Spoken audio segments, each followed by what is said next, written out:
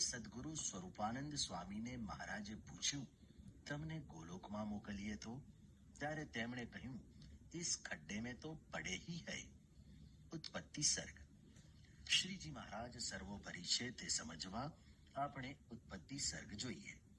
શ્રીજી મહારાજે ઉત્પત્તિ સર્ગ સમજાવતા જુદા જુદા દેવો, ઈશ્વરો વગેરેની ઉત્પત્તિ, તેમનું સ્થાન વગેરે સ્પષ્ટ કર્યું છે. તત્વજ્ઞાનમાં 5 ભેદ અનાદિ કયા છે.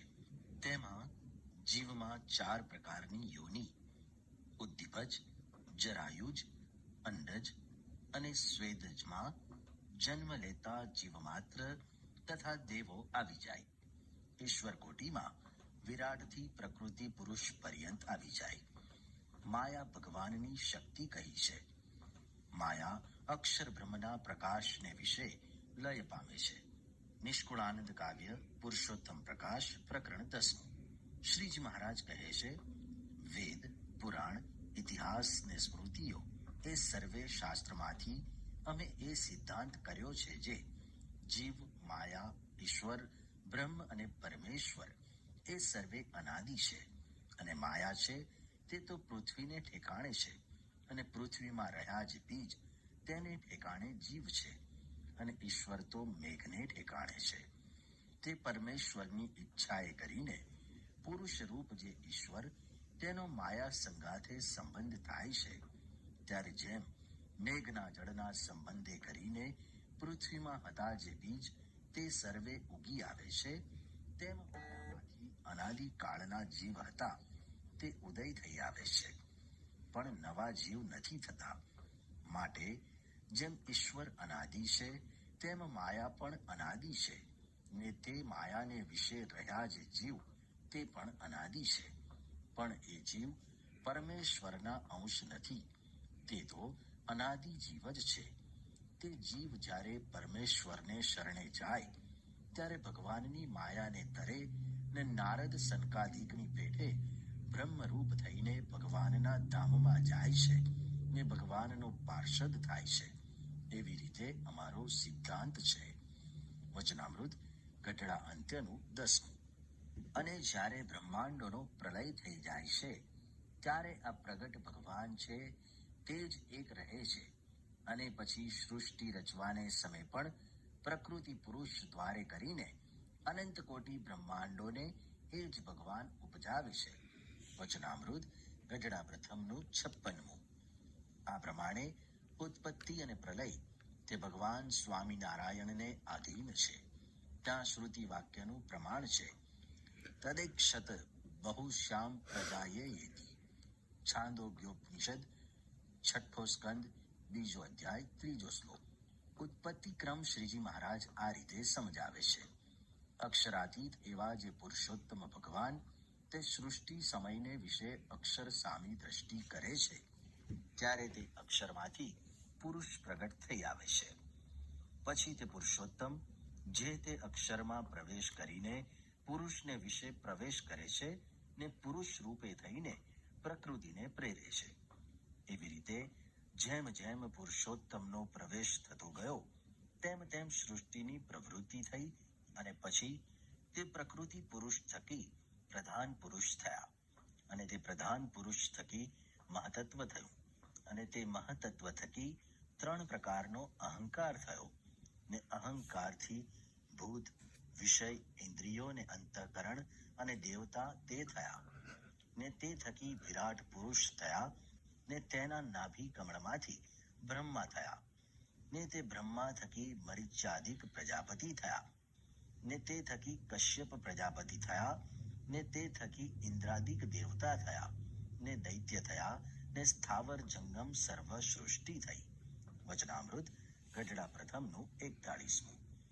આ પ્રમાણે પરબ્રહ્મ પરમાત્મા જ્યારે આ સૃષ્ટિ ઉત્પન્ન કરવાની ઈચ્છા કરે છે ત્યારે પોતાના અનાદિ સેવક અક્ષર સામી દ્રષ્ટિ કરે છે.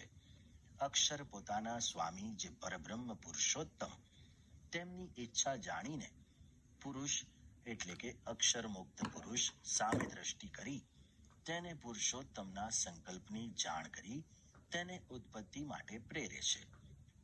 આથી તે અક્ષરાત્મક મુક્ત પુરુષ પરબ્રહ્મની ઈચ્છા હોવાથી મહામાયા સાથે જોડાઈ માયામાં પ્રલય કાળે જે અનંત પ્રધાન કહેતા સ્ત્રી અને પુરુષ લીન હતા તેમને વ્યક્ત કરે છે, એટલે કે કાર્યોન્મુખ કરે છે અને તે દ્વારા સમગ્ર બ્રહ્માંડની રચના કરાવે છે. હવે સમજીએ ઉત્પત્તિ સર્ગ. પરબ્રહ્મ એટલે કે પુરુષોત્તમ, અક્ષર બ્રહ્મ, અક્ષર પુરુષ એટલે કે મુક્ત કહેતા મૂળ પુરુષ અને મહામાયા કહેતા મૂળ પ્રકૃતિ તેને પુરુષોત્તમના સંકલ્પની જાણ કરી ઉત્પત્તિ માટે પ્રેરે છે.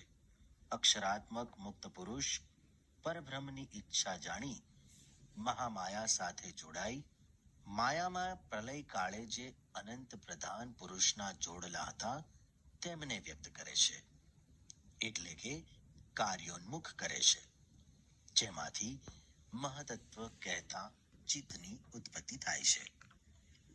મહતત્વ થકી 3 પ્રકારના અહંકારની ઉત્પત્તિ થાય છે. એક સાત્વિક અહંકાર, બીજો રાજસ અહંકાર, ત્રીજો તામસ અહંકાર. સાત્વિક અહંકારમાં મન ઇન્દ્રિયોના દેવતા, રાજસ અહંકારમાં ઇન્દ્રિયો, બુદ્ધિ અને પ્રાણ, તામસ અહંકારમાં પંચભૂત, પંચ વિષયનો સમાવેશ થાય છે. 3 પ્રકારના અહંકાર થકી વિરાટ પુરુષની ઉત્પત્તિ થાય છે. વિરાટ પુરુષ થકી બ્રહ્મા, બ્રહ્મા થકી મરીચ્યાદિક પ્રજાપતિ, મરીચ્યાદિક પ્રજાપતિ થકી કશ્યપ પ્રજાપતિ અને તે થકી ઇન્દ્રાદિક દેવતા, દૈત્ય અને સ્થાવર જંગમ સૃષ્ટિની ઉત્પત્તિ થાય છે. આ અક્ષરાત્મક પુરુષ પ્રકૃતિને પ્રેરે છે, કહેતા પુરુષ રૂપે થઈને મહામાયાને વિશે પોતાની શક્તિને પ્રેરે છે. માયા પોતાની સામ્યાવસ્થામાંથી ચલિત થાય છે. પુરુષ અને પ્રકૃતિના સંયોગથી અનંત પ્રધાન અને પુરુષના જોડલા અનંત બ્રહ્માંડના સર્જન માટે ઉત્પન્ન થાય છે. આવી રીતે જેમ જેમ પુરુષોત્તમનો પ્રવેશ થતો ગયો તેમ તેમ સૃષ્ટિની પ્રવૃત્તિ થતી ગઈ. જે અક્ષરાત્મક પુરુષ અથવા અક્ષરધામના બ્રહ્મરૂપ મુક્ત તે નિરન્ન છે ને મુક્ત છે ને બ્રહ્મ છે ને માયાના કારણ છે. તે માયાને વિશે લોમપણે એટલે કે સન્મુખ વર્તે છે તો પણ એને માયાનો બાધ થતો નથી ને માયાને વિશે એને ભોગની ઈચ્છા નથી. એ તો પોતે બ્રહ્મ સુખે સુખિયા છે ને પૂર્ણ કામ છે. વચનામૃત ગઢડા મધ્યનું 31. શાસ્ત્રોમાં ઘણું ખરું આ પુરુષને જ પુરુષોત્તમ કહ્યા છે. તેથી પરબ્રહ્મ પુરુષોત્તમ નોખા છે તેવો ખ્યાલ આવતો નથી અને સમજણમાં ભ્રમ થઈ જાય છે. પરંતુ શ્રીજી મહારાજ તો વચનામૃતમાં સ્પષ્ટપણે સમજાવે છે.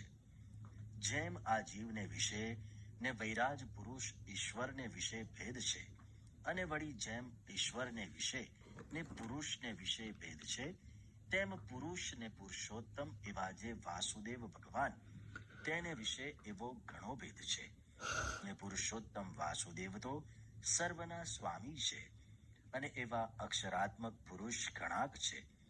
તે જે તે વાસુદેવના ચરણારવિંદની ઉપાસના કરે છે ને સ્તુતિ કરે છે તે એવી રીતે વાર્તા અમે ઘણીક વાર કરી છે, પણ એનું મનન કરીને સારી પેઠે પોતાના અંતરમાં ગેળ બેસાડતા નથી. એટલે શાસ્ત્રના શબ્દને સાંભળીને સમજણમાં ઠા રહેતો નથી. વચનામૃત ગઢડા મધ્યનું 31. આ રીતે સૃષ્ટિનો ક્રમ જોતા પરબ્રહ્મ પુરુષોત્તમ નારાયણ એવા શ્રીજી મહારાજ સૌના પ્રેરક, અંતર્યામી અને કારણ છે તે સ્પષ્ટ સમજાય છે. શ્રીજી મહારાજની જ શ્રીમુખની વાણી સાંભળી સદગુરુ પ્રેમાનંદ સ્વામીએ લખ્યું છે: જીવ ઈશ્વર તણો રે, માયા કાળ પુરુષ પ્રધાન, સૌને વશ કરું રે, સૌનો પ્રેરક હું ભગવાન. અગણિત વિશ્વની રે, ઉત્પત્તિ પાલન પ્રલય થાય, મારી મરજી વિના રે, કોઈથી તરણું નવ તોડાય. ઓરડાના પદો. પરબ્રહ્મ પુરુષોત્તમ નારાયણ